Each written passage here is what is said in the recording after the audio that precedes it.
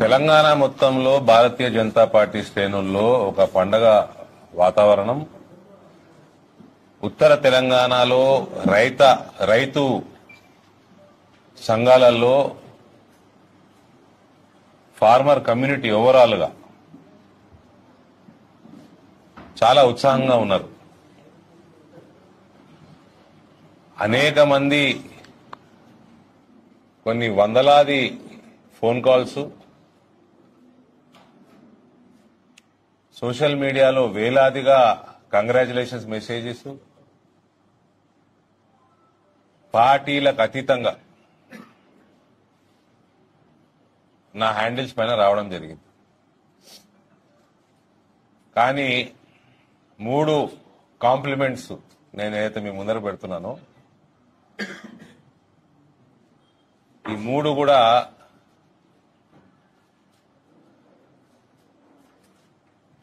ప్రత్యేకంగా నా మనసుని టచ్ చేసిన కాంప్లిమెంట్స్ ఇవి.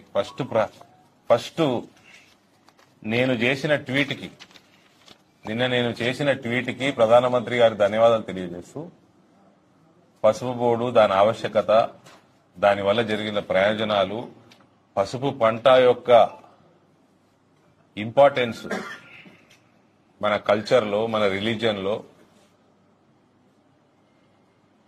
దాని గురించి నేను ఒక ట్వీట్ చేస్తే దానికి ప్రధానమంత్రి గారు మళ్ళీ రీట్వీట్ చేయడం జరిగింది. ప్రధానమంత్రి గారు ఏమంటారంటే, మన రైతుల శ్రేయస్సు, సౌభాగ్యాలే ఎల్లప్పుడూ మా మొదటి ప్రాధాన్యత. జాతీయ పసుపు బోర్డును ఏర్పాటు చేయడం ద్వారా మన పసుపు రైతుల సామర్థ్యాన్ని సరిగ్గా వినియోగించుకోవడం, వారికి తగిన మద్దతును అందించడమే మా లక్ష్యం. ముఖ్యంగా దీని ద్వారా నిజామాబాద్ కు అందే ప్రయోజనాలు అపారం. మన పసుపు రైతులకు ఉజ్వల భవిష్యత్తు అందించేందుకు మేము ఎంతవరకైనా వెళ్తాము, ఏమైనా చేస్తాము. ఈ లాస్ట్ 2 లైన్స్ దయచేసి మీడియా హైలైట్ చేయాలా. ప్రధానమంత్రి గారు ట్వీట్ చేస్తూ, మన పసుపు రైతులకు వాళ్ళ ఉజ్వల భవిష్యత్తు అందించేందుకు మేము ఎంతవరకైనా వెళ్తాము, ఏమైనా చేస్తాం. నిన్న ప్రధానమంత్రి గారు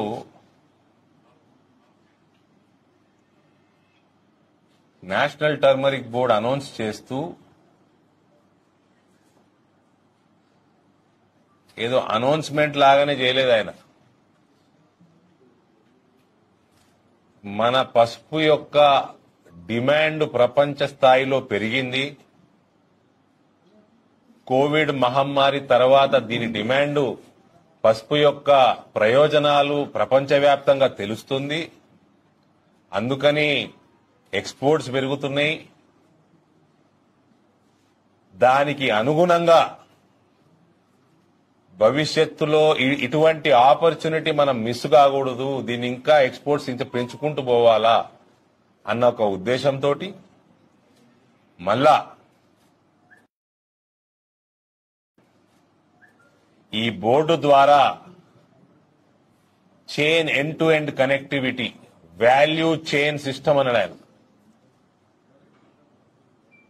నాట్లేసే కాడికెళ్లి కోతలు కోసే వరకే కాకుండా మార్కెటింగ్, సేల్స్, ఎక్స్పోర్ట్స్ చేసే వరకు ప్రతి ఒక్కటి ఈ నుంచి ఆడదాకా కనెక్టివిటీ కోసం పనికొస్తుంది ఈ బోర్డు. మళ్ళా పసుపు రైతుల కోసము వాళ్ళ ఇన్ఫ్రాస్ట్రక్చర్ పెంచడానికి పనికొస్తుంది అని ఆయన చెప్పడం జరిగింది. అంటే పసుపు రైతులందరూ ఫిబ్రవరి, మార్చి రాగానే వేల టన్నులు తీసుకుపోయి మార్కెట్ యార్డ్ల గుమ్మరియంగానే దళారులు దాని ప్రెషర్, రైతుల యొక్క ప్రెషర్ ను వాడుకొని రేటు తగ్గిస్తూ ఉంటారు. అటువంటి అవకాశం లేకుండా కోల్డ్ స్టోరేజులు, గోడౌన్లు, వేరోజులు ఎక్కడికక్కడ కట్టుకోవడానికి ఈ బోర్డు ఉపయోగపడుతుంది. దీనికి తగ్గట్టు మీరు అందరూ ఒక 3 సంవత్సరాలు రివైండ్ చేసుకుంటే 2021లో కేంద్ర అగ్రికల్చర్ బడ్జెట్ లో 1,00,000 కోట్ల రూపాయలు మన అగ్రి బేస్డ్ ఇన్ఫ్రాస్ట్రక్చర్ కోసం కేటాయించడం జరిగింది. సో అవన్నీ సద్వినియోగం చేసుకునేలాగా ఈ బోర్డు ఉన్నట్టు ఆయన మాట్లాడడం జరిగింది.